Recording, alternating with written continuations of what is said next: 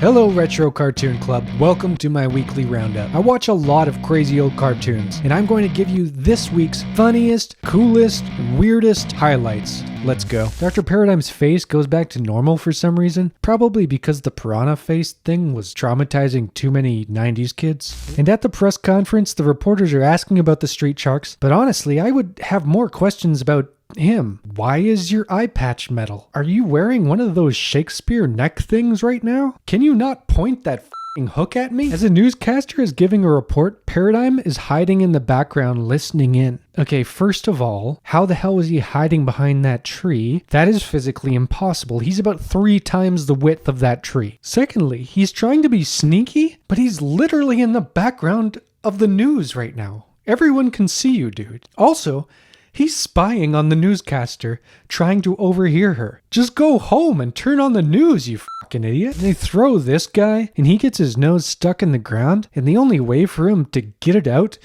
is to twerk, which is very uncomfortable. And the one raptor has like grills, but just for his lips. And it raises a big question I have about their transformation in general, because I understand it modified their bodies to become extreme, but why did it also give them like clothes and bracelets and stuff? They land at a dinosaur museum where they meet this old guy who doesn't question the fact that they're monsters and just starts giving them a tour. As the dinos fly off into the sunset, they decide that from now on they should be referred to as the extreme dinosaurs, and they just can't get over how good it sounds. It sounds real good. To be honest, it feels a little uninspired and on the nose. Jace asked the wizard to build them a spacecraft to escape in, but the wizard is like, that will take too long. Let me just do some Grand Theft magic and hijack this passing spaceship real quick. The driver thinks his ship just broke down and agrees to give them a ride if they pay. So the wizard creates a bunch of counterfeit gold and they hit the road. This wizard is ruthless. He's just committed 2 major crimes. He's like, I don't care. I will literally kill a man if it gets me out of this bubble, sending Jace falling towards certain death. Luckily, he uses the ring of light to become a piece of glass that flies around, slicing through all the vines.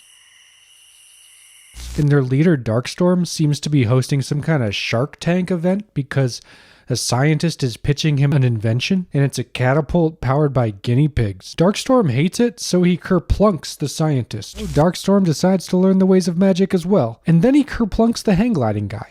If Darkstorm keeps this up, he's not going to have anyone left. You can't just keep kerplunking people. This guy almost falls off a cliff, but he creates some wings out of a big leaf and flies away. The bad guys trap Leoric and his friends in a room with a giant stone monster, but Leoric scares the monster away by running towards him with a small whip. There's a giant maze, but Feral is able to smell his way through it. Smell that?